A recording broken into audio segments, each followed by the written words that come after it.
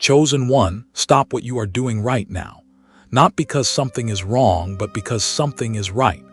Something is so precisely, so divinely right about this moment that heaven itself has orchestrated every detail to bring you here, to this message, to these words, at this exact second in your life. You did not stumble onto this. You did not arrive here by accident or by the random drift of an algorithm. You were directed here. There is a difference between finding something and being led to it, and what is happening to you right now is not a discovery. It is a delivery. God has something to say to you, and He has made sure you are in position to hear it. You are in danger, but before that word lands on you with the weight of fear, understand what kind of danger this is. This is not the danger of someone who has been forgotten or abandoned. This is the danger of someone who is carrying something so significant, so powerful, so threatening to the kingdom of darkness, that forces beyond what you can see with your natural eyes have been working overtime to keep you distracted, discouraged, and delayed. The danger you are in is the danger of a chosen one who has not yet fully understood the weight of what they carry. And that is exactly why this message exists. That is exactly why you are here. There is a version of your life that has been planned from before you took your first breath. Not planned in the vague, decorative way that people sometimes speak about destiny, as though it were a comforting idea to reach for when times are hard.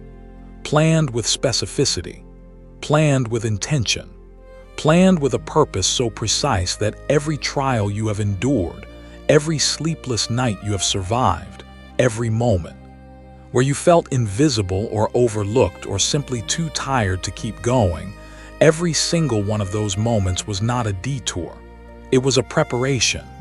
God does not waste pain on His chosen. He invests it. You have been feeling it, have you not? That low hum beneath the surface of your ordinary days. That sense that something is coming, that something is shifting, that the ground beneath your feet is not as settled as it used to be. Some of you have been waking up in the middle of the night with a weight on your chest that you cannot name. Some of you have been standing in rooms full of people and feeling completely and utterly alone. Some of you have been watching others move forward while you feel held in place, as though your feet are rooted in concrete while the rest of the world flows past you. And you have been wondering quietly in the spaces between your prayers whether you have been forgotten, whether the promises spoken over your life still stand, whether God still sees you. He sees you. He has never stopped seeing you. And what you have been interpreting as silence is not absence. It is preparation. What you have been calling delay is not denial. It is alignment. The very season that has felt most like abandonment is the season in which God has been doing His most precise and intentional work inside of you, around you, and ahead of you. You are not behind. You are exactly where the plan requires you to be. But here is what you must understand. The danger is real. The threat against your life, your purpose, your peace, and your future is not imaginary. You are not being dramatic when you sense that something has been working against you. You are not being paranoid when you notice that every time you get close to a breakthrough, something rises up to push you back. There is an opposition that is specific to you, and it is specific because you are specific. Generic people do not attract targeted attacks. The enemy does not waste his strategy on those who pose no threat. The fact that your life has been met with such particular and personal resistance is itself evidence that you carry something rare, something real, something that, when it is fully activated, will change not just your life but the lives of everyone connected to you. You were never meant to blend in. You were never meant to shrink yourself down to a size that made other people comfortable. You were never meant to silence the voice inside of you that keeps insisting there is more, that keeps pressing against the walls of the ordinary life you have been told to be grateful for. That voice is not arrogance. That voice is not delusion. That voice is the sound of your assignment, calling you forward, and every time you have suppressed it, every time you have talked yourself out of it, every time you have chosen the safer and smaller path because the larger one seemed too uncertain, Something in you has grieved. You have felt that grief. You know exactly what this is. Today that changes, not tomorrow, not when the circumstances align themselves more conveniently, not when you feel more ready or more confident or more certain of the outcome. Today, because the plan of God does not wait for your comfort. It waits for your surrender, and surrender is not weakness.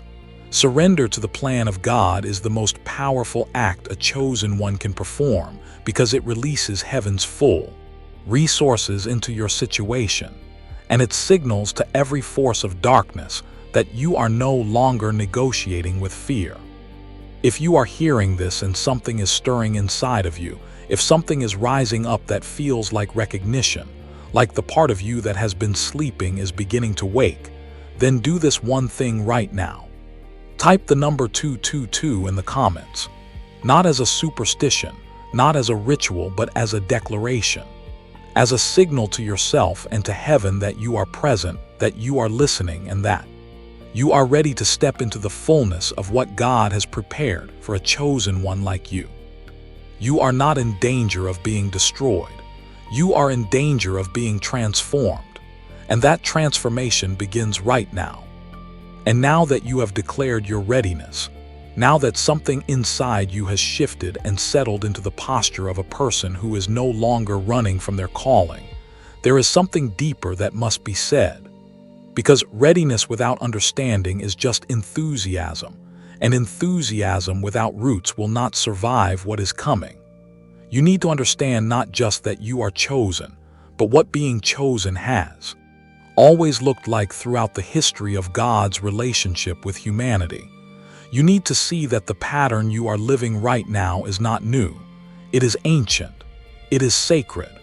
And it has always led to the same destination, which is not comfort but glory. There is a woman whose story has been carried across thousands of years, and yet most people who have heard it have only seen the surface. They have seen the crown and the palace and the moment of courage, but they have missed the years of hiddenness that preceded it.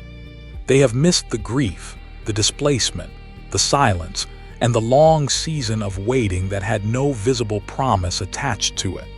Her name was Esther, and before she was a queen, before she stood in a corridor that could have ended her life, before her name became synonymous with divine courage, she was an orphan. She was a young woman who had lost the two people in the world who were supposed to be her shelter, and she was being raised by a cousin named Mordecai in a land that was not her homeland, among a people who did not share her history or her God. This is the part of Esther's story that speaks most directly to you, not the throne room, not the banquet, not the famous moment of intercession. It is the years before any of that, the years when nothing about her life looked like destiny, when everything about her circumstances pointed toward ordinary survival rather than extraordinary purpose. She did not grow up feeling chosen. She grew up feeling the particular ache of someone who has been shaped by loss before they were old enough to fully understand what loss means. And yet, beneath all of that, invisible to everyone including Esther herself, a plan was being assembled. A positioning was taking place. God was placing her, piece by piece, into exactly the location where her life would intersect with the lives of an entire nation. When the king's servants came searching for young women to be brought to the palace, Esther did not volunteer. She was taken. And there is something important in that detail that you must not pass over too quickly. Chosen ones are often not the ones who raise their hands and step forward with confidence. They are often the ones who are brought forward by a set of circumstances they did not engineer and did not fully understand. You may be in a situation right now that you did not choose, in a room you did not ask to enter, carrying a weight you did not volunteer for. And you may be wondering what any of it has to do with the promises God has spoken over your life. Esther's story answers that question before you even finish asking it. The very situation you did not choose is the situation in which your purpose is being activated. She spent months in preparation before she ever stood before the king. Months of refinement, of learning the ways of a world that was foreign to her, of being shaped for a moment she could not yet see. And during all of that time, she kept the most essential part of herself hidden. Mordecai had instructed her not to reveal her nationality or her family background, and she obeyed. She carried her identity quietly in the deep interior of who she was, waiting for the moment when that hidden truth would become the most powerful thing in the room. There are things inside of you that have not yet been revealed. There are dimensions of your calling that are still being held in reserve, not because God has forgotten them, but because the moment for their revealing has not yet arrived. What feels like concealment is actually protection. What feels like delay is actually precision. And then the moment came, not gently, not with a soft invitation and an easy path. It came in the form of a decree, a written, sealed, irreversible decree that the people of Esther's heritage were to be destroyed, every single one of them. And Esther, sitting in the palace, surrounded by luxury and position and the apparent safety of royal favor, was not exempt from that decree. Her crown did not protect her. Her proximity to power did not insulate her. Because the enemy of her people did not know who she was, but God had placed her exactly where she needed to be for the moment when that knowledge would matter most. Mordecai came to her and spoke words that have echoed across every generation since. He told her that her silence would not save her, that deliverance would come from another place if she refused to act, but that perhaps, just perhaps, she had come to her royal position for such a time as this. For such a time as this. Not in spite of her pain, not despite her loss and her displacement and the long years of preparation that felt like ordinary life. But because of all of it, every single piece of what she had endured had been building toward a moment that only she could occupy. As it is written in Esther 4:14, who knows whether you have not come to the kingdom for such a time as this? That verse is not just Esther's verse. It is yours. The season you are in, the position you are in, the specific set of circumstances that surround you right now, none of it is accidental. And just as Esther's greatest moment of purpose required her to step forward rather than shrink back, what is coming next in your own story is going to require the same courage, the same surrender, and the same trust that the God who positioned her is the same God who has been positioning you all along. Keep moving forward, because what He is about to show you next will begin to explain not just who you are, but how you were specifically designed to carry it. And what you just received in Esther's story is not simply a historical account. It is a mirror. It is a reflection of the interior architecture of every chosen one who has ever lived, including you. Because what made Esther dangerous was not her position or her beauty or even her courage in that defining moment. What made her dangerous was the frequency she carried. There was something operating inside of her that could not be explained by her circumstances or her training or her natural ability alone. There was a signal running through her life that was invisible to the human eye but completely legible to heaven. And here is what you need to understand today, because this is where the ancient and the present meet in a way that will change how you see yourself and how you function in the days ahead. That frequency is not just spiritual language. It is biological reality, and science is finally catching up to what God has always known about the way He wired His chosen ones. Researchers who study the human brain have identified something extraordinary. They have found that certain individuals, particularly those who operate in states of deep creativity, heightened intuition, accelerated learning, and what can only be described as moments of sudden and complete clarity, produce a specific pattern of brain activity that is measurably different from ordinary cognitive function. They call it gamma wave activity. Gamma waves operate at a frequency of 30 Hz and above, and when they are present at high levels, the brain is functioning in a state that neuroscientists describe as peak performance. It is the state of the eureka moment. It is the state of flow. It is the state where connections are made that simply cannot be made in ordinary waking consciousness.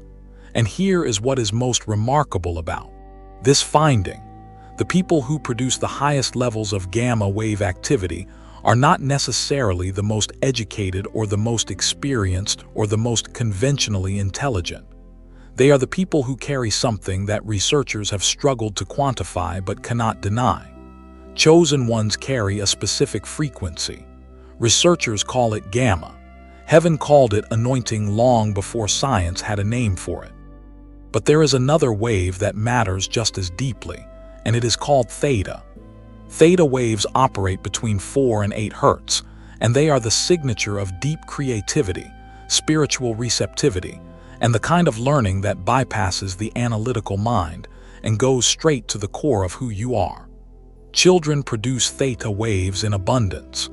That is why children learn languages and absorb information and move through the world with a kind of open, fluid intelligence that most adults have lost. Mystics and meditators who have spent decades training their minds produce theta waves. And the chosen ones, the people who walk through life with a sensitivity and a depth of inner knowing that they have never been able to fully explain, they produce theta waves too. Or they did, before the world began doing what the world always does to chosen ones, which is to press them, exhaust them, distract them, and gradually silence the very signal that makes them most powerfully themselves. This is where the work of Dr. James Rivers becomes something you need to hear. Dr. Rivers is a neuroscientist with more than 30 years of dedicated research into the relationship between brainwave activity and human potential. His work has been connected to institutions including MIT, and his research has drawn the attention of organizations including NASA, because what he discovered in decades of rigorous scientific study was not just academically interesting, it was world-altering. What he found, after thousands of days of research and analysis, was that the brain has a natural capacity to synchronize with external frequencies, a process called brainwave entrainment. And when the right frequencies are introduced through precisely calibrated audio, the brain does not just respond passively. It reorganizes itself. It shifts into alignment with the frequency it is receiving. Theta and gamma activity increases. The hippocampus, which governs memory and learning, becomes more active. The regions of the brain associated with creativity and problem-solving and emotional regulation begin to function at levels that most people never access in their ordinary daily lives. And the most extraordinary part of what Dr. Rivers discovered is this: you do not need years of meditation training to access this state. You do not need special equipment or pharmaceutical intervention or a controlled clinical environment. You need 7 minutes. 7 minutes of precisely engineered audio delivered through headphones, and the brain begins to do what it was always designed to do but had forgotten how to access. 7 minutes is not an arbitrary number. It is the result of thousands of hours of research and testing, the precise window of time that allows the brain to synchronize deeply enough to produce measurable change without creating fatigue or overstimulation. 7 minutes a day. That is the protocol. That is the access point. And when you reach section 6 of this message, you will understand exactly how to integrate this into the practical rhythm of your daily life in a way that will compound over time into something you will not be able to ignore.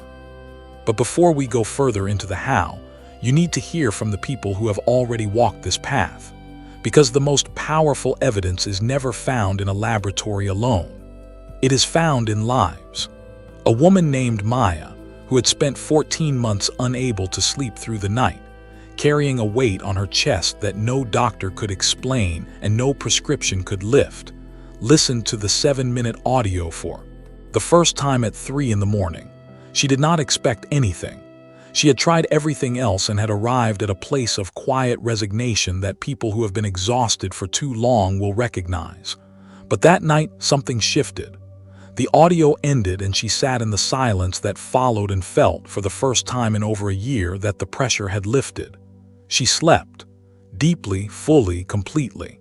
And The following Monday morning, she received a phone call she had been waiting for across an entire year of hoping. She wrote afterward that she could not explain the connection, only that something had changed in her, and that the change had moved through her life like a current, touching things she had not even thought to ask about.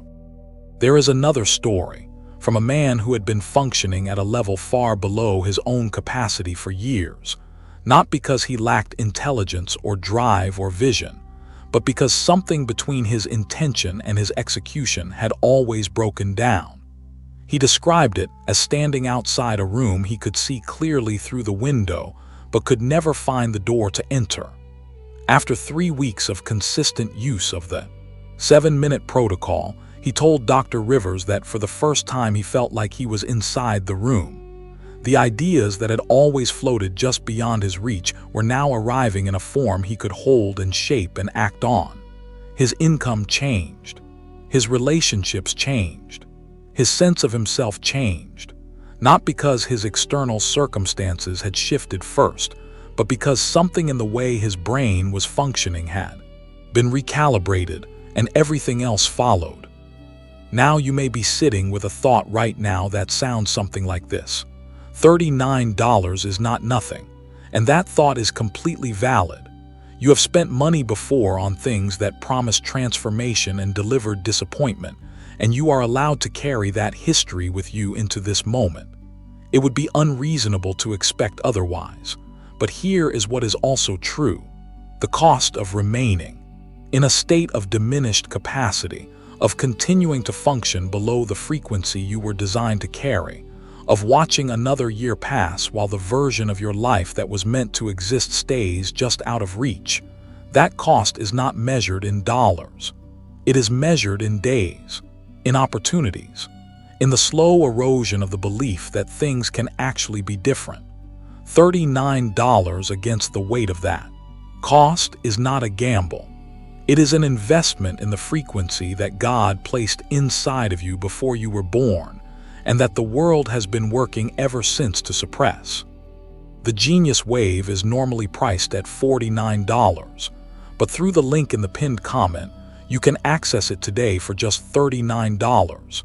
And it comes with a 90-day money-back guarantee, which means you have 3 full months to experience what this does in your life with absolutely no risk attached to the decision. If nothing changes, you pay nothing.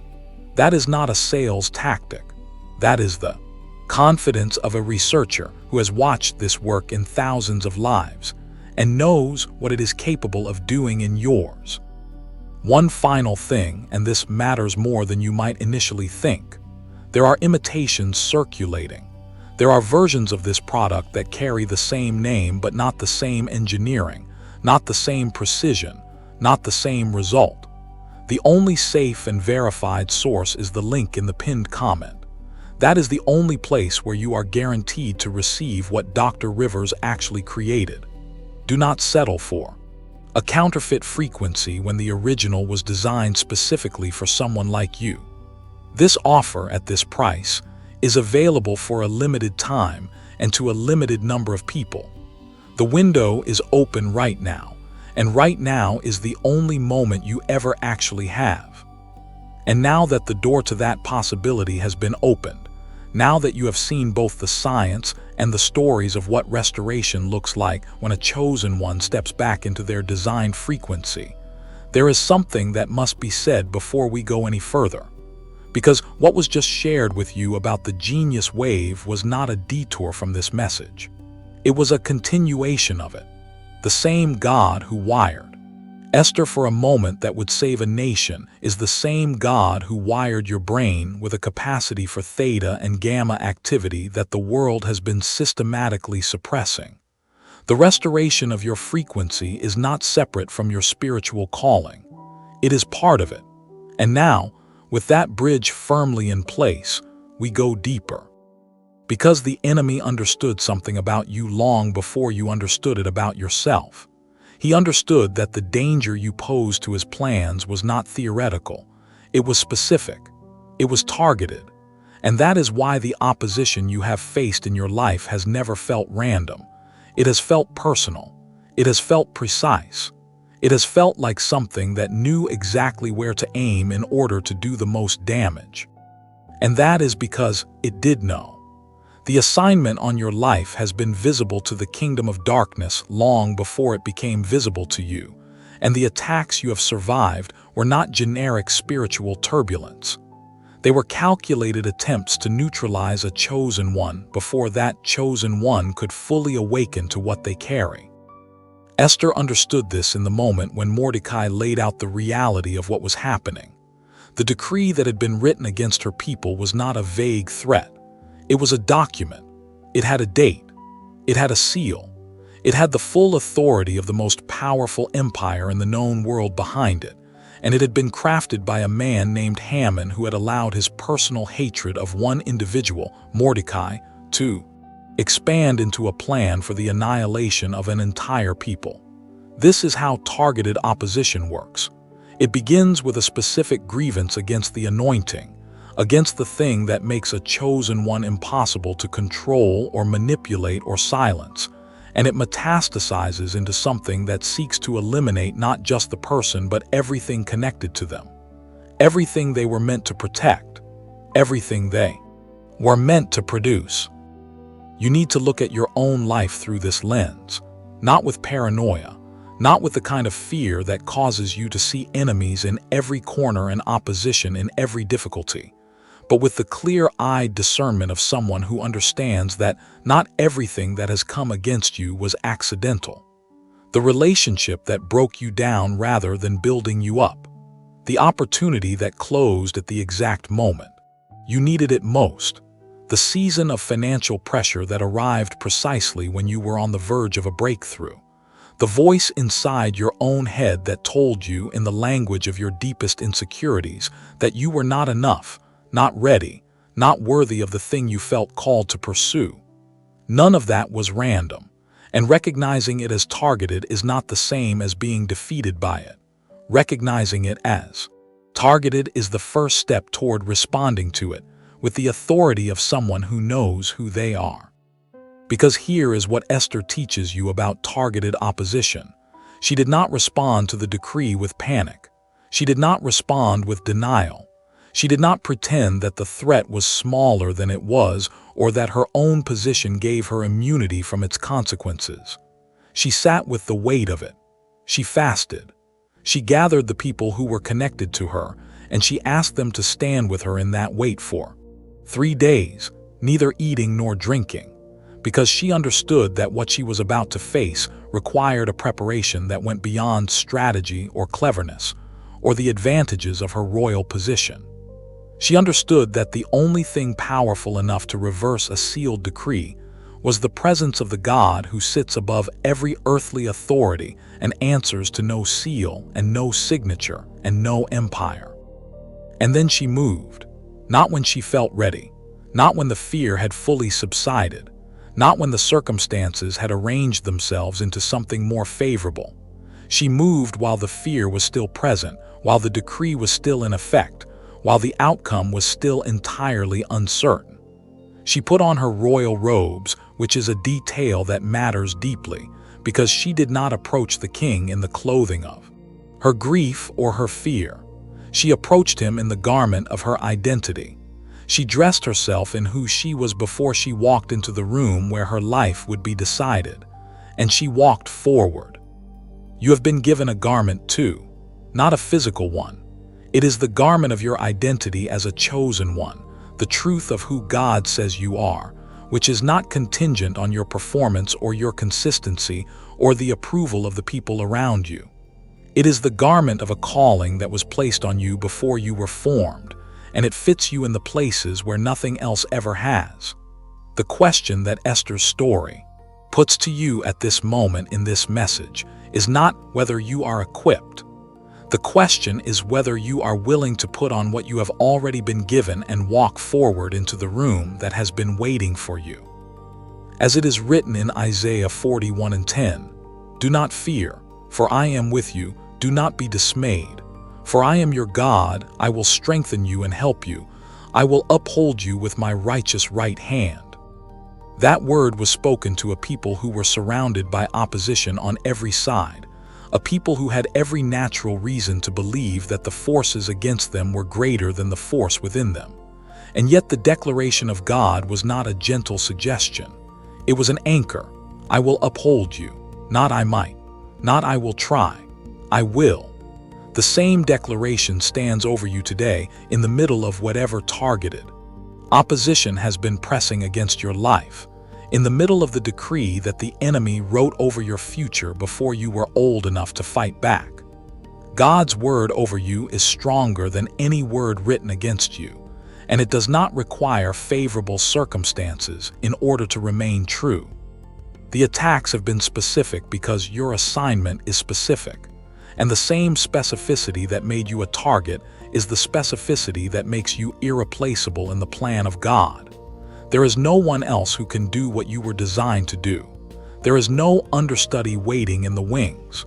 There is no alternate version of the plan that works without you in it. And the enemy has always known this, which is why the opposition has been so fierce, and why the fact that you are still standing, still here, still pressing forward into this message on this day, is itself a declaration of victory that the kingdom of darkness did not want you to make. You are still here, and that is not a small thing, that is everything. And yet still here is not the same as fully arrived. Still standing is not the same as standing in the fullness of what you were made to occupy, because surviving the opposition is only the first part of the story. Esther survived the threat too, but survival was never the end of what God had in mind for her. Survival was the corridor. The room beyond it was where her purpose actually lived, and that room required something that no amount of endurance alone could produce. It required the understanding that she did not walk into it by herself, that the same God who had positioned her inside the palace had never once stepped back from her side, that the unseen company surrounding her life was more real and more powerful than the very visible forces that had been arranged against her. This is the truth that the enemy works hardest to keep you from receiving, not the truth of your calling because he already knows that, not the truth of your gifting because he has seen the evidence of it even when you have not. The truth he works hardest to keep from you is the truth of your companionship. The truth that you have never been alone in any of this. Not in the pit, not in the palace corridor, not in the sleepless nights, not in the seasons where the silence of heaven felt indistinguishable from absence. You have never taken a single step in this journey without an escort that your natural eyes were not equipped to see. And what is coming next in this message is going to open those eyes in a way that changes not just how you feel, but how you move through everything that is ahead of you. And the companionship that was just spoken of is not a comforting idea invented to make difficult seasons more bearable. It is not spiritual language designed to soften the edges of a hard reality. It is the most concrete and operative truth in the entire landscape of what it means to be chosen. Because a chosen one who does not understand that they are accompanied is a chosen one who will consistently underestimate what they are capable of and consistently overestimate the power of what is working against them. And that miscalculation has cost too many chosen ones too many years of their lives. It has kept too many people circling the perimeter of their purpose when the door into the center of it has been standing open the entire time, guarded not by their own strength, but by a presence they had not yet learned to recognize. Esther knew this truth in a way that was not theoretical. She knew it in her body, in the trembling that must have moved through her as she stood at the entrance to the inner court of the king, in the breath she drew before she took the step that could not be taken back. The law was clear and it was absolute. No one approached the king without being summoned. Not a servant, not an advisor, not a queen. The penalty for the violation of that law was death, and the only exception was the extension of the king's golden scepter, which was entirely at his discretion and could not be predicted or guaranteed or negotiated in advance. Esther was walking toward a moment where her life was entirely outside of her own control, and she knew it. She was not naive about the risk. She was not operating in a kind of spiritual bravado that had disconnected from the weight of what she was actually facing. She was afraid, and she went anyway. And that is the most important sentence in her entire story, because it establishes something that the prosperity version of the chosen one narrative almost never tells you. Courage is not the absence of fear. Courage is the decision that something is more important than the fear. For Esther, that something was her people, her calling, the purpose for which she had been placed inside that palace. And for you, chosen one, there is something in your life right now that is more important than the fear that has been holding you at the threshold. There is a room you have been standing outside of, a step you have been unable to take, a version of yourself you have been unable to fully inhabit, and the only thing standing between where you are and where you are meant to be is not the opposition, and not the circumstances, and not the decree written against you. It is the unresolved question of whether you believe that you do not walk into that room alone. Because you do not. And Esther's story makes this undeniable. When she walked into that inner court, when she took the step that the law said would cost her everything, the king looked up and saw her and extended the golden scepter. Not because she had perfectly calculated the moment, not because the political conditions had aligned in her favor, not because she had managed the situation with enough skill and strategy to produce a predictable outcome.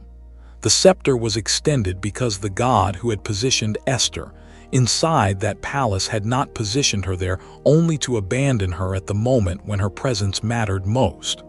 The God who writes the ending of the story is never surprised by the middle of it. And the favor that met Esther in that corridor was not luck. It was the visible expression of an invisible companionship that had been present every single day of her life. From the loss of her parents, through the years of preparation, through the months of refinement, through the night, she made the decision to fast, and the morning she put on her royal robes and walked forward. That same companionship is present in your life. It has been present in every season you have survived. It was present in the moment that felt most like abandonment, when the silence was so complete that you began to wonder if anyone was listening. It was present in the pit, in the palace corridor, in the prison of the circumstances that held you far longer than you thought you could endure. It was present in the waiting. It is present right now in this moment, as you receive these words and feel something stirring in you that is older and deeper than your current circumstances have any power to explain. That stirring is not coincidence. That is the God who accompanies his chosen ones pressing on the interior of your awareness and saying, I have been here the whole time, and I am not leaving now. And the companionship you carry is not silent. It speaks. It guides. It warns and directs and opens doors that no human hand could open and closes doors that no human hand could shut. But it requires something from you in order to be heard with the clarity that your current season demands. It requires stillness. It requires the kind of interior quiet that is almost impossible to access when your mind is running at the frequency that the world has trained it to run at, the frequency of reaction and distraction, and the constant low-level noise of a life lived entirely on the surface.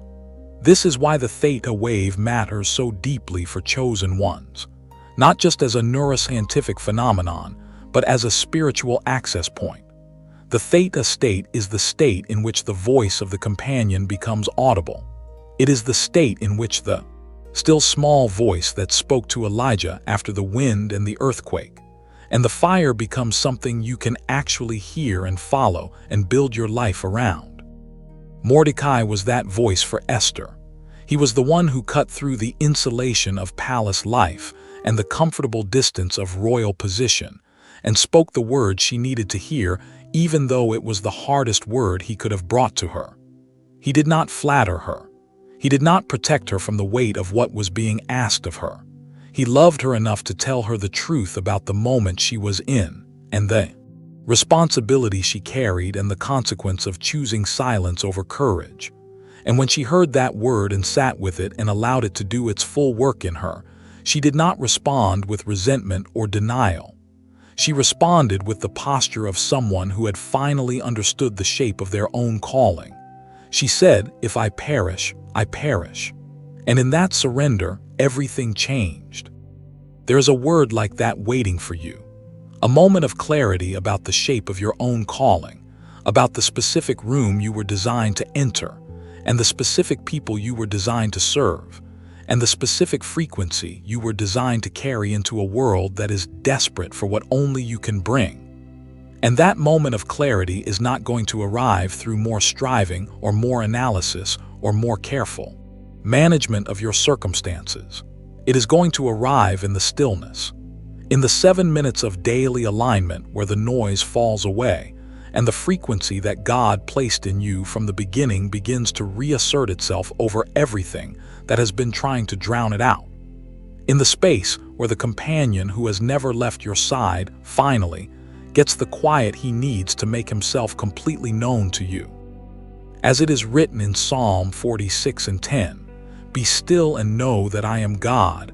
I will be exalted among the nations. I will be exalted in the earth." Be still, not be perfect, not be fearless, not be fully prepared or completely healed or entirely free from the weight of everything you have been carrying. Be still, because it is in the stillness that the knowledge arrives, not the intellectual knowledge that can be accumulated through study and effort, but the deep interior knowing that changes the way you stand and the way you move and the way you face the corridors that used to terrify you.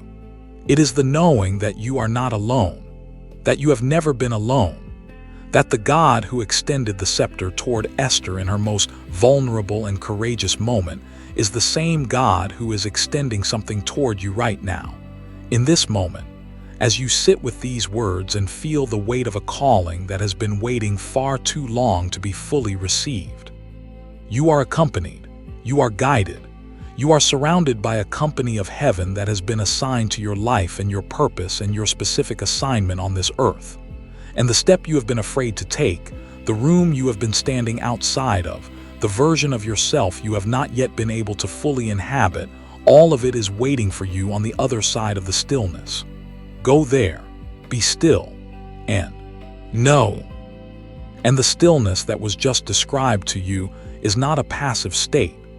It is the most active thing a chosen one can cultivate, because what happens in the quiet determines everything that happens in the loud. What you build in the hidden place is what you carry into the visible one. What you receive in the 7 minutes of daily alignment is what you release into the hours that follow, into the conversations and the decisions and the creative moments and the relational exchanges that make up the actual texture of your calling lived out in real time. Esther did not fast for 3 days and then walk into the king's court operating on her own strength. She walked in carrying everything that the stillness had deposited in her. The courage was not manufactured in the corridor. It was formed in the quiet. And the quiet had a practice, it had a rhythm. It had a discipline that looked, from the outside, like inaction, but was in reality the most consequential preparation she could have undertaken. You were built to move, but you were built to move from a place of alignment, not from a place of depletion. And the difference between those two starting points is the difference between a chosen one who burns brightly for a season and then collapses under the weight of what they were carrying, and a chosen one who sustains their light across decades and produces fruit that outlasts their own lifetime. The burnout that so many chosen ones experience is not a character flaw. It is not a sign of insufficient faith or inadequate commitment. It is the natural consequence of moving without first being filled, of giving without first receiving, of running at a frequency that the world demands rather than the frequency that God designed. And the restoration of that frequency is not a luxury for chosen ones who have the time and the stillness to pursue it. It is a survival requirement. It is the difference between finishing your assignment and falling short of it in the final miles. This is why the practice matters so deeply, not as a self-improvement exercise, not as a wellness trend dressed in spiritual language, but as the daily act of returning to the frequency you were designed to carry, the theta and gamma activity that opens the channels of creativity and intuition and deep knowing that your calling requires. 7 minutes, every single day. Not 7 minutes when you feel like it or when the circumstances are favorable or when the noise of your life has naturally subsided to a manageable level. 7 minutes as a non-negotiable act of alignment, as deliberate and as sacred as any other spiritual practice you have ever committed to, because it is a spiritual practice. It is the practice of returning your mind to the state in which the companion can be heard, and the assignment can be seen with clarity, and the next step can be taken with the confidence of someone who is moving from fullness rather than from fear. The way you build this into your life does not have to be complicated. In fact, the simplicity of it is part of what makes it so powerful. You wake in the morning before the demands of the day have had a chance to establish their claim on your attention. You put on your headphones. You press play. You give 7 minutes to the frequency that was placed in you before the world began trying to suppress it.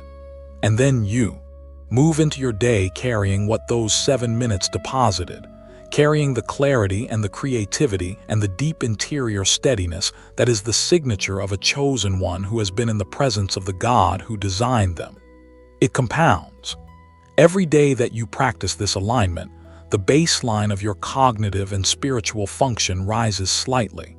Over weeks and months, the cumulative effect of that daily rising becomes something that the people around you will notice before you can fully articulate what has changed. They will see it in the quality of your thinking. They will feel it in the way you enter a room. They will recognize, even if they cannot name it, that you are operating at a frequency that is different from the one you were carrying before. Esther prepared for 3 days before she walked into the corridor that changed everything. 3 days of complete consecration, of stripping away everything that was not essential and creating the interior conditions for divine courage to take root and grow strong enough to carry her through the most important moment of her life. You have the opportunity to create that kind of daily preparation, not in a single, dramatic 3-day fast, though seasons like that have their place, but in the consistent, faithful daily practice of 7 minutes that adds up over time, to the kind of deep formation that produces chosen ones who do not just survive their defining moments, but who walk through them with a grace and a power that can only be explained by the God who prepared them for exactly this. And as you build this practice, as you commit to the daily rhythm of alignment that your calling requires, there is a community of chosen ones who are building it alongside you. You are not the only one who has been hearing this message and feeling something stir in the deep interior of who they are. You are not the only one who has been standing at the threshold of a room they were designed to enter, waiting for the courage that only comes from understanding that you do not enter it alone. There are hundreds of thousands of people who have sat with these words and felt the recognition of a chosen one hearing the truth about themselves spoken out loud for perhaps the first time. And they are out there, right now, building the practice, returning to the frequency, stepping into the corridors that used to terrify them and discovering on the other side of that step a version of their life that they had almost stopped believing was possible. If this message has done something in you today, if something has shifted or stirred or settled into a new position inside of you, then do something simple and do it now. Like this video. Not as a transaction, not as an exchange for the content you received, but as an act of agreement with what was spoken over you today, as a way of saying, yes, I received this. Yes, something in me recognizes this as true. Share it with someone who needs to hear it, because you already know who that person is. Their face may have appeared in your mind at some point during this message, the person in your life who has been surviving when they were designed to flourish, who has been circling the perimeter of their purpose when the door into the center of it has been standing open. Send this to them, not with an explanation or a lengthy message. Just send it and trust that the same God who directed you here will direct them to exactly the words they need. Subscribe if you have not already done so, because what was spoken today is part of a continuing conversation, a long and deep and ongoing transmission to chosen ones who are ready to receive more than they have been settling for. Every message in this space is part of the same river, and staying connected to it means staying in the current of what God is releasing to His chosen ones in this specific and critical season. The link to support this work is in the description and in the pinned comment. And if these words have added value to your life, if they have given you something that you will carry forward into the days ahead, then consider standing with this ministry in the practical and tangible way that makes it possible for this message to reach the next chosen one who is sitting alone somewhere right now, wondering if anyone can see what they carry and whether the promises spoken over their life still stand. They still stand, and so do you. And the daily practice of returning to your frequency is the act of a chosen one who has decided, once and for all, that standing is not enough, that the room beyond the corridor is the destination, and that 7 minutes a day is a price worth paying for a life fully lived in the frequency you were designed to carry from the very beginning. And the frequency you are returning to, the one that 7 minutes a day begins to restore, and the stillness begins to amplify, and the daily practice of alignment begins to compound into something undeniable. That frequency was never yours to generate. It was always yours to receive. And this distinction matters more than it might initially appear to, because chosen ones who believe they must produce their own frequency will exhaust themselves trying to sustain at the level of their own capacity what was always meant to be sustained by something infinitely larger than themselves. The anointing is not a performance. The calling is not an achievement. The frequency is not something you manufacture through discipline alone, though discipline has its essential place. It is something you carry because you were designed to carry it, because it was placed inside you by a God whose plans do not originate in time, and do not expire when circumstances become difficult, and do not diminish when the opposition is fierce, and do not require your perfection in order to remain fully operative in your life. Esther understood this in the aftermath of the king's extension of the golden scepter. She understood it in the moment when the plan she had been carrying through 3 days of fasting and 1 corridor of terror began to unfold in ways that she could not have engineered on her own. Because what followed the extension of the scepter was not a straightforward resolution. It was a process. It was a series of meals and conversations and carefully navigated moments that required her to trust the timing of a God who sees the end from the beginning even when the middle looks nothing like what the end was promised to be. She did not demand an immediate answer from the king at the first banquet. She waited. She invited him to a second banquet. And in that waiting, in that deliberate and trusting patience, the full exposure of Haman's plan was allowed to unfold in a way that left no room for ambiguity and no possibility of a partial resolution. The plan of God does not bend to the timeline of the opposition. It unfolds at a pace that ensures the most complete and irreversible victory possible.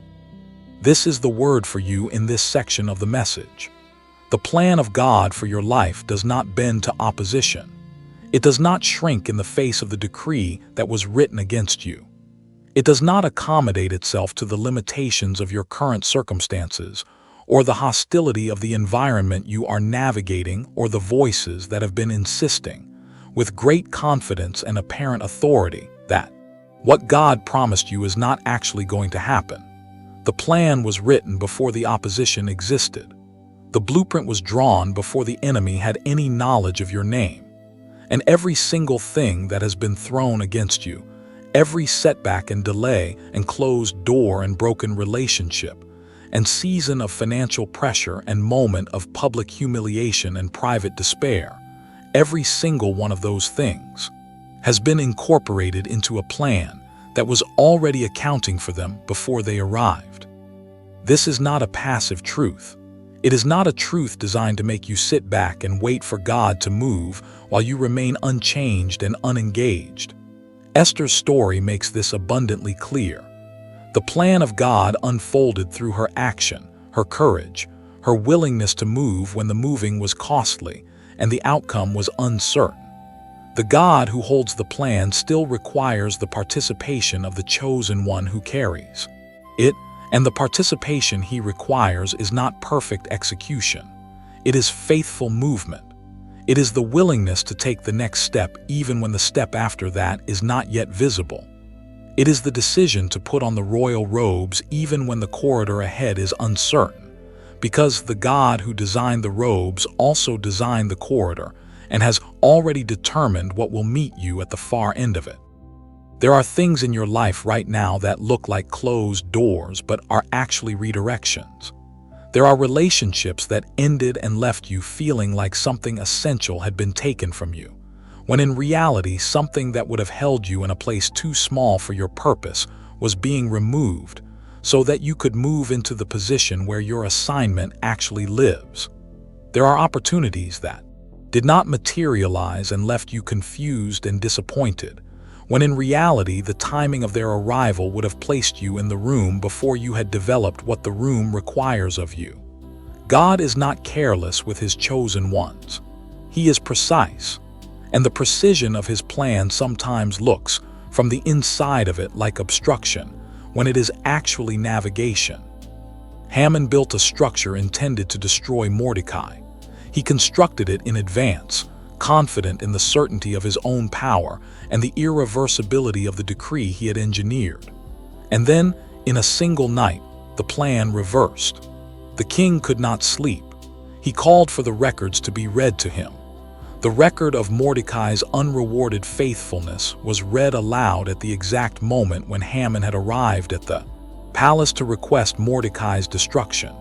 And what Haman intended as the instrument of Mordecai's humiliation became instead the instrument of his own. The structure he built for someone else's destruction became the site of his own. This is the irony that runs through every story of a chosen one who trusted the plan of God through the darkest season of their opposition. The very weapon that was forged against you is going to become the testimony that God uses to demonstrate his faithfulness to every person who is watching your life.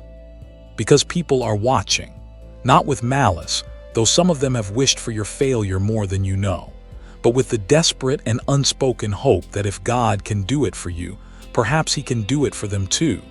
Perhaps the plan is real. Perhaps the promises are not decorative language but living commitments that actually hold up under the pressure of real life. Perhaps chosen ones are not a category, reserved for people with different histories or greater faith or more favorable starting points. Perhaps the plan is available to anyone who will trust it through the seasons when trusting it costs something real. Your life is a demonstration, not of your own strength or virtue or spiritual attainment. It is a demonstration of the faithfulness of a God whose plans do not bend, whose purposes do not fail, whose chosen ones are not abandoned in the corridors that frighten them but are accompanied through every step of every passage into every room that was prepared for them before the foundation of the world was laid.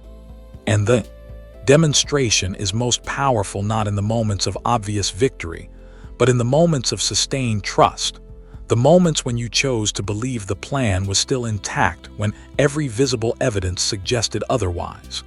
The moments when you put on the royal robes and walked forward anyway. The moments when you fasted and prayed and aligned your frequency and moved in obedience even when the corridor looked impossibly long and the outcome felt impossibly uncertain. Those moments are being recorded, not by the systems of this world, but by a record that will one day be read aloud at exactly the right moment, just as Mordecai's faithfulness was read aloud in the night that changed everything. The unrewarded faithfulness of a chosen one is never actually unrewarded. It is held in trust by a God who repays with a precision and a completeness that makes the original investment look almost embarrassingly small by comparison. As it is written in Galatians 6 and 9, let us not become weary in doing good, for at the proper time we will reap a harvest if we do not give up. At the proper time, not at the convenient time, not at the time that makes the most sense to the people watching from the outside. At the proper time, which is a time determined not by the calendar or the economy or the political climate or the opinions of the people who decided long ago that you were not the kind of person that remarkable things happen to.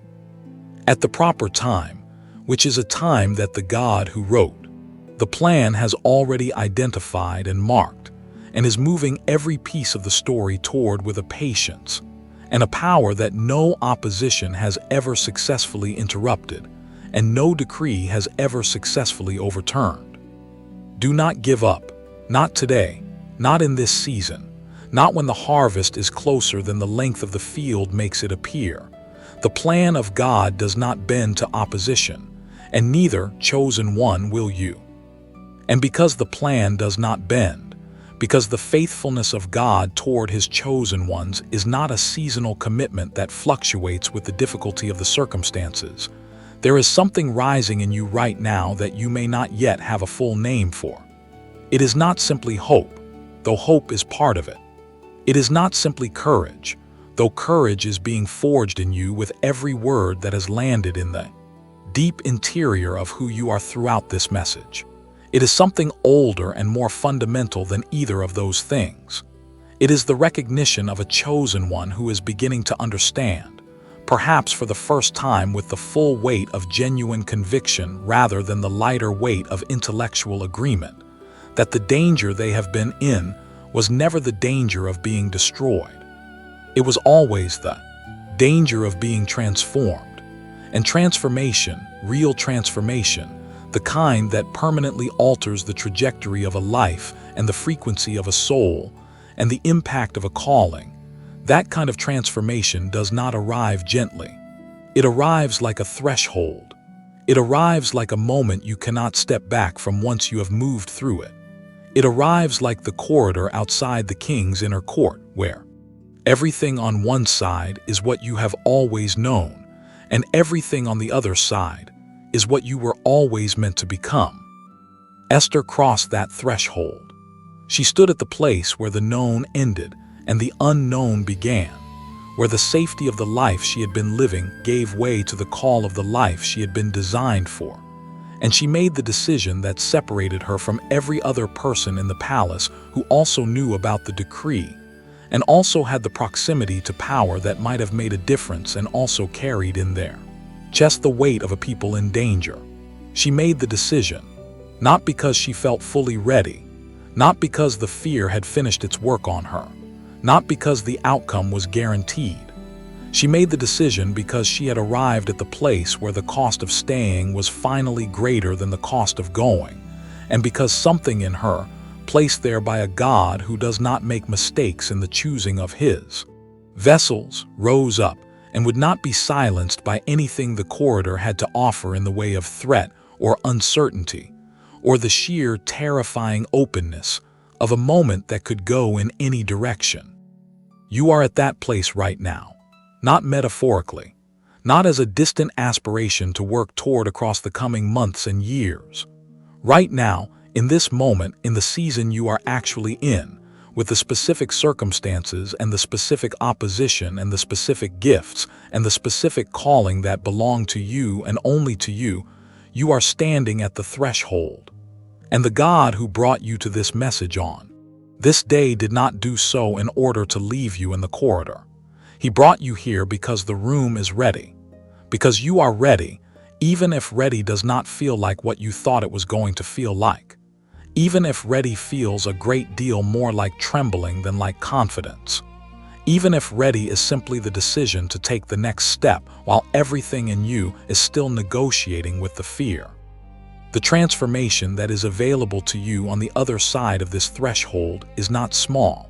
It is not a modest improvement on what you have already been experiencing. It is the full activation of a frequency that has been suppressed for long enough, the full expression of a calling that has been delayed for long enough, the full inhabiting of an identity that has been understated for long enough. The God who wrote your story did not write it to be summarized in what you have experienced so far. What you have experienced so far is the formation. The story itself, the part that will be told and retold, and that will echo through the lives of people you have not yet met. That part begins on the other side of the threshold you are standing at right now.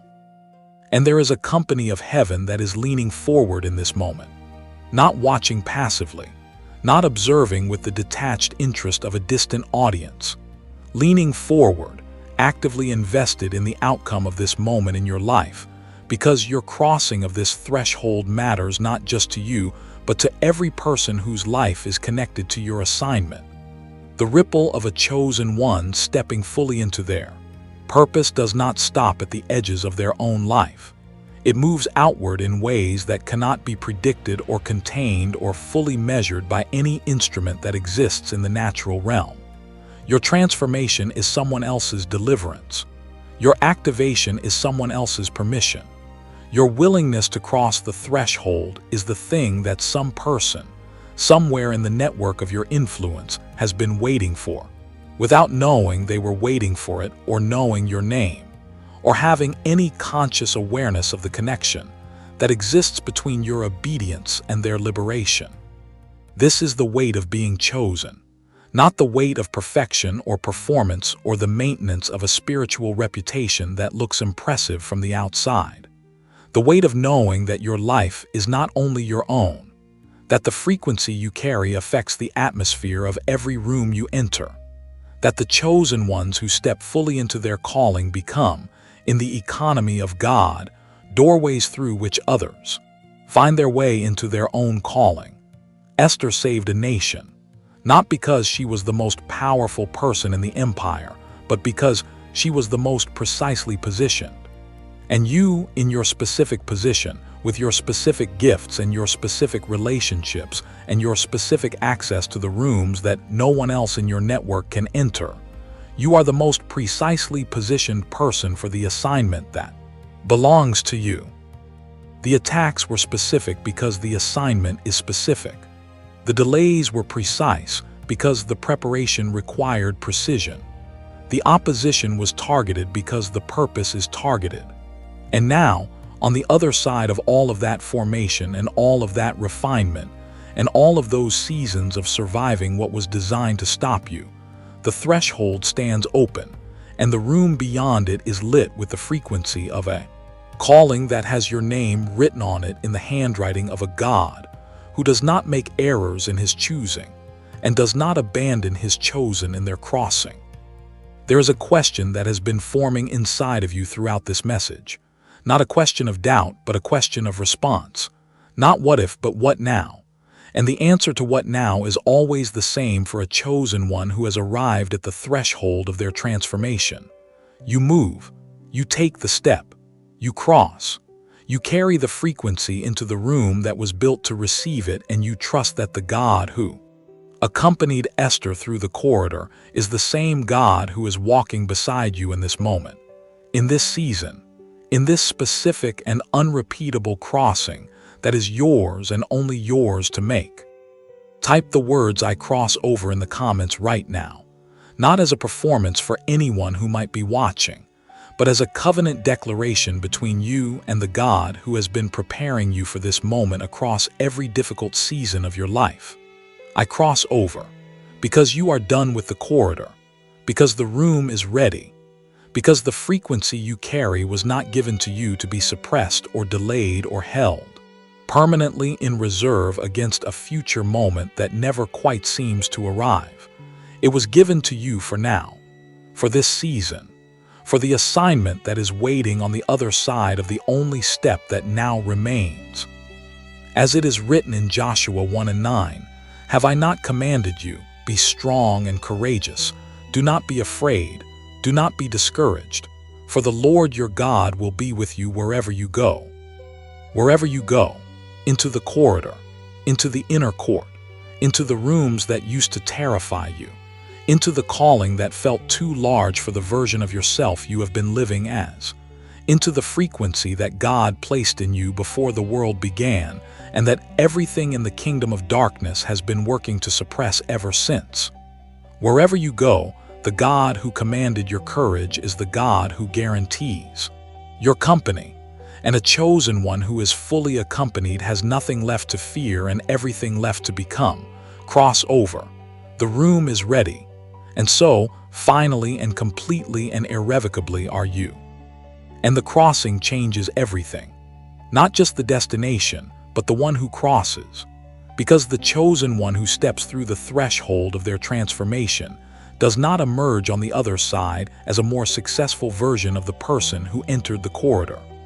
They emerge as someone who has been fundamentally and permanently altered by the passage itself, by the trembling and the trust and the decision to move when moving was the most costly and the most courageous thing they had ever done. Esther did not walk out of the king's inner court as the same woman who had walked in. The crossing had done something to her that no amount of palace preparation or royal refinement could have produced. It had revealed to her the full dimensions of what she carried, the full weight of the anointing that had been placed on her life, before she had any conscious awareness of it, the full scope of a calling that was always larger than her own survival, and always more consequential than her own comfort, and always more connected to the lives of others than the smallness of fear had been willing to let her see. This is the revelation that waits for every chosen one on the other side of their threshold crossing. Not just the relief of having made it through, not just the vindication of having trusted a plan that turned out to be real, but the revelation of the full dimensions of what you carry and what you were sent here to do with it. Because God does not save you simply to preserve you. He saves you to send you. And the sending is always outward. It is always toward the people who are still in the corridors you have already crossed, still standing at the thresholds you have already passed through, still negotiating with the fear that you have already moved beyond. The chosen one who has crossed is commissioned by the very act of crossing to reach back into the corridor and speak to the ones who are still there, not with superiority or spiritual pride, but with the authority of someone who has been through what they are facing and has discovered on the other side of it that the God who promised to accompany them told the truth. Esther's crossing did not end with her own salvation. It could not have, because the nature of a chosen one's purpose is never ultimately self-directed. The golden scepter was extended toward her so that it could ultimately be extended toward an entire people who had no access to the king, and no advocate in the palace, and no reason to believe that anyone in a position of influence was going to risk that position on their behalf. Esther was saved so that she could save. She was favored so that she could become a channel of favor for people who had none of their own.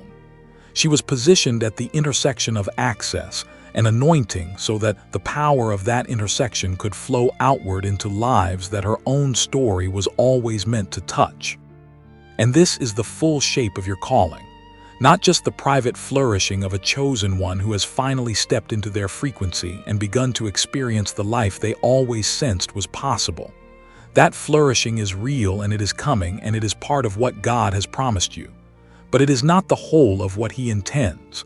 The whole of what He intends is a life that becomes, over time, a source, a spring, place where people who are thirsty for something they cannot name come, and find that the thing they have been searching for has a frequency, and a name, and a face, and a story that sounds remarkably like their own.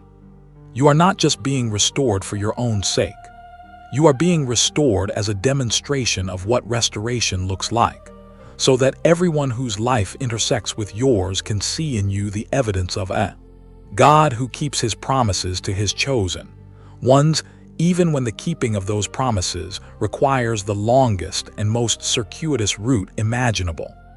The people who are watching your life right now, the ones who know what you have been through and have been quietly waiting to see what comes out on the other side of it, they are not watching out of idle curiosity. They are watching because they need to see what you are about to show them. They need to see a chosen one who went through the pit and came out carrying something that the pit could not destroy. They need to see a life that sustained its frequency through the seasons of suppression and emerged from those seasons not diminished but amplified, not broken but refined, not silenced but speaking with a clarity and an authority that could only have been produced by the passage through exactly what you have been through. Your testimony is not a personal possession. It is a public resource, and the more fully you step into the life that God has prepared for you on the other side of your threshold crossing, the more powerfully your story becomes a doorway through which others find the courage to cross their own. This is what it means to be a torchbearer, not to carry the light for yourself alone, but to move through the darkness in such a way that the light you carry illuminates the path for everyone who is following behind you. And there are people following behind you, people whose names you may not yet know, and whose faces you may not yet have seen, but whose lives are already connected to yours in ways that will become visible as you move more fully into the frequency and the calling and the purpose that this entire season of your life has been preparing you to carry. The chosen ones who step fully into their assignment do not just change their own lives. They change the atmosphere of every room they enter. They alter the trajectory of every life they touch.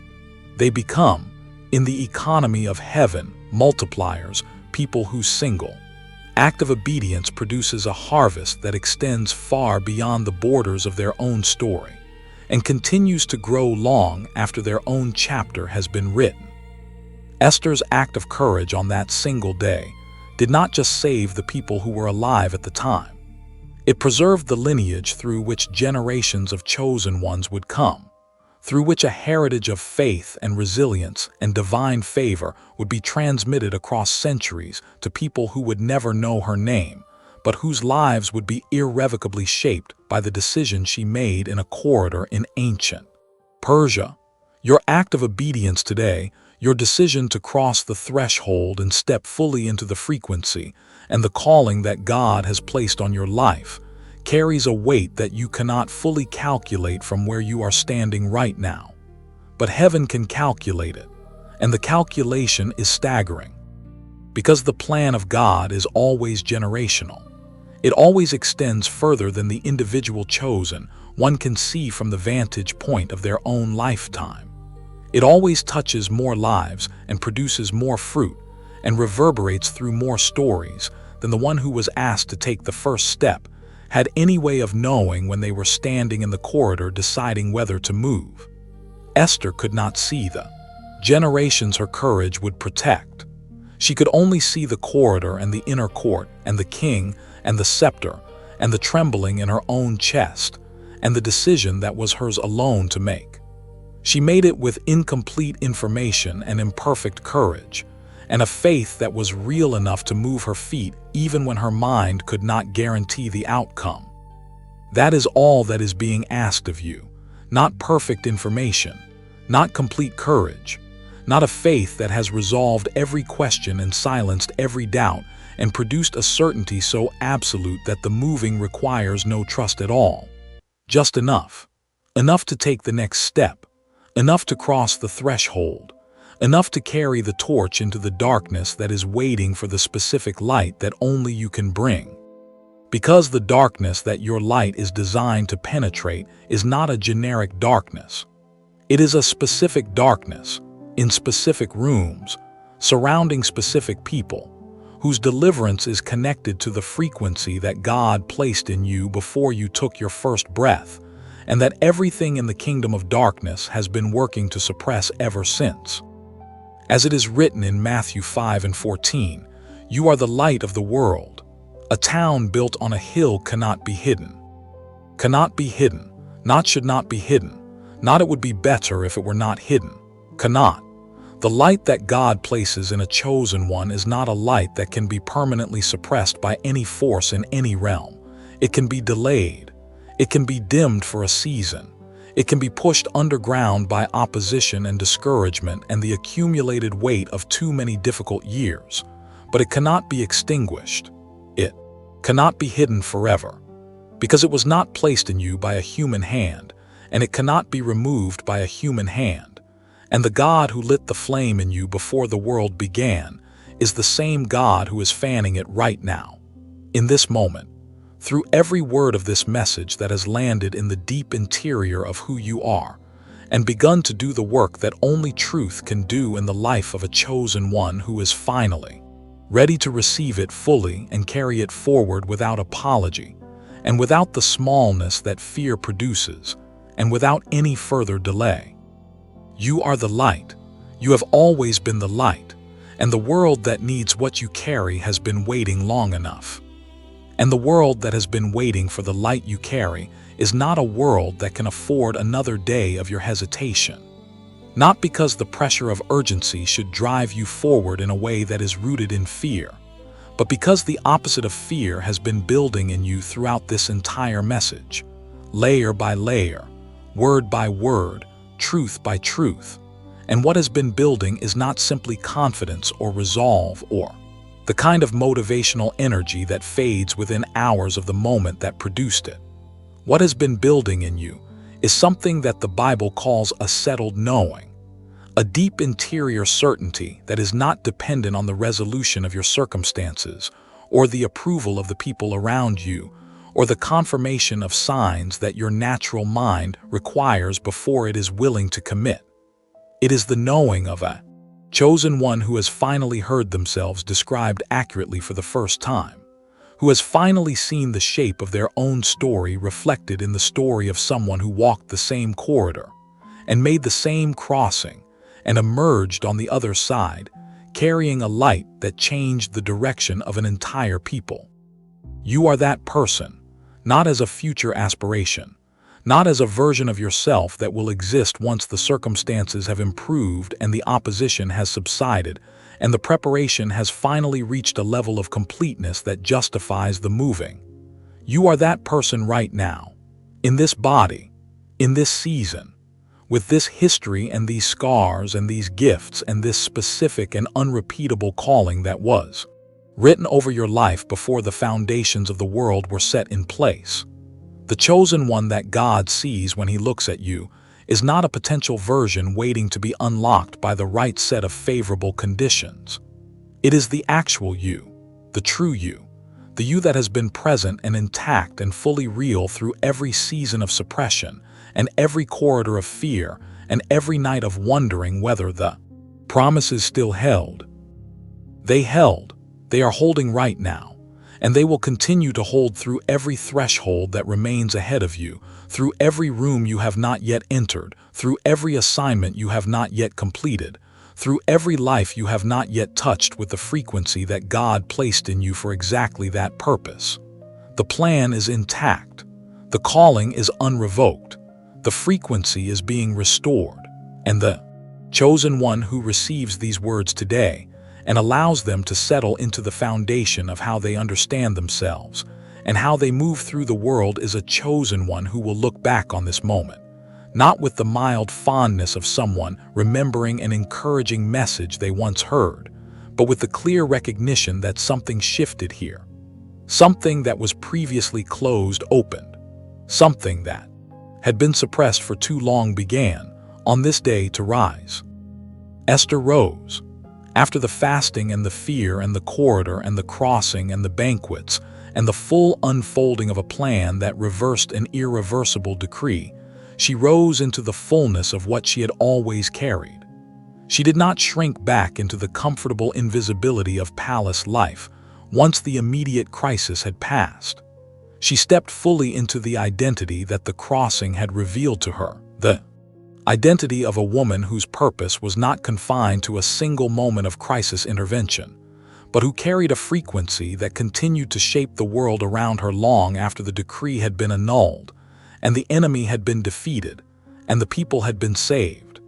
She became, in the fullness of her story, a demonstration of what a chosen one looks like when they stop negotiating with the fear and start inhabiting the fullness of the calling that was placed on them before they had any say in the matter.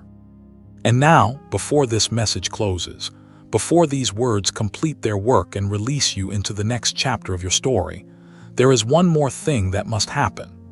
Because everything that has been spoken over you today, every truth that has been laid down in the interior of who you are, every layer of understanding that has been added to the foundation of your identity as a chosen one, all of it deserves to be sealed, not with a formula or a ritual or a performance for the benefit of anyone who might be watching, but with the most honest and unguarded thing a chosen one can offer to the God who chose them.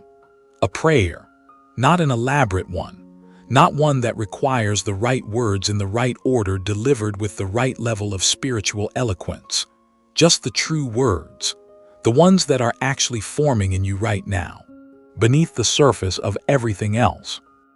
So let this be that prayer. Let it rise from wherever you are sitting or standing or lying down as you receive these words, and let it be as simple and as real as the moment demands. Close your eyes if you are able. Let the noise of everything around you fall back for just a moment. And breathe. Because what is about to be said is not a script. It is an invitation, an open door between you and the God who has been. Listening to every prayer you have ever prayed, including the ones you were too tired or too broken or too uncertain to finish. He heard those too. He heard the half-formed words and the silent tears and the sighs that were too deep for language. And he is leaning in right now, not because you have finally said the right thing or arrived at the right level of faith, but because you are his and he has never once stopped listening. God, I am here. Not because I found this message, but because you directed me to it, and I know the difference now between finding something and being led to something. I have heard what you have been saying about me through these words, and I receive it, not as flattery or spiritual decoration, but as truth. I receive the truth that I am chosen, that the corridor I have been standing in was never my destination, that the frequency you placed in me before I was born has not been destroyed by anything I have been through, only delayed. And I am done with the delay. I cross over today, not in my own strength, because I have seen too clearly in this message how insufficient my own strength has always been for what you are asking of me. I cross over in the strength of the one who accompanied Esther into the inner court and extended the scepter toward her and reversed the decree and saved the people and proved, once again, that your plans do not bend to opposition. That same God, I trust you now with the threshold that is mine to cross. Walk with me through it. You always have, and I will carry the light you placed in me into every room that is waiting for it, for as long as you give me breath to walk and a voice to speak and a frequency to release into the world that needs it. Amen. And now, from that place of having prayed and having declared and having settled into the truth of who you are and who accompanies you and what you carry and where you are going, there are a few simple things to do before you close this message and carry its content forward into the life that is waiting for you on the other side of today. Like this message, if it has done something real in you, not as a transaction but as an agreement, a way of saying yes to everything that was spoken over you today, and yes to the God who directed you here to receive it. Share it with the person whose face appeared in your mind at some point during these words, the one who is still in the corridor, still negotiating with the fear, still waiting for someone to tell them the truth about what they carry and where they are going. Be that voice for them. Send this without explanation and trust that the same God who directed you here will direct them to exactly what they need. Subscribe if you have not already done so, because this message is part of a continuing river of truth being released to chosen ones in this specific and critical season. And staying connected to it means staying in the current of what God is releasing to the people He has set apart for the assignments that matter most in the days ahead. And if this work has added something of lasting value to your life, if these words have given you something that you will carry forward into the years ahead, then consider supporting it through the link in the description and in the pinned comment. Every contribution makes it possible for this message to reach the next chosen one who is sitting alone somewhere right now, wondering if the promises still hold, and whether the frequency they feel inside of them is real, and whether anyone can see what they carry. They need to hear what you heard today. Your support makes that possible. You came to this message in danger. The danger of a chosen one who had not yet fully understood the weight of what they carry. You leave it in a different kind of danger entirely. The danger of someone who now knows, who has heard the truth about themselves spoken clearly and without apology, who has seen their own story reflected in the story of a woman who crossed a corridor in ancient Persia and changed the direction of a people, who has felt the frequency inside of them stir and rise and begin to reassert itself over everything that has been trying to suppress it. That kind of knowing changes a person.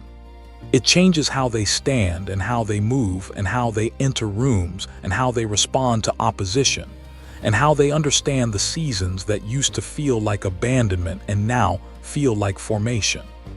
And the formation is complete enough, not perfect, never perfect on this side of eternity, but complete enough for the next step, complete enough for the crossing, complete enough for the room that has been waiting for the frequency that only you can bring into it.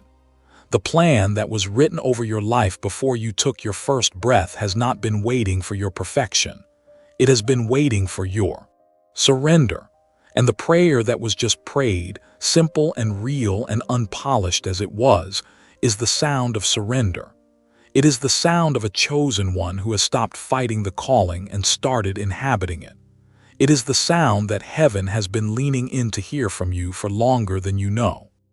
Go now, carry the light, cross the threshold, inhabit the frequency, live the plan, touch the lives that are waiting for what only you can bring, and know with the settled and unshakable certainty of a chosen one who has finally heard the truth about themselves and chosen to believe it that you are not alone in any of it.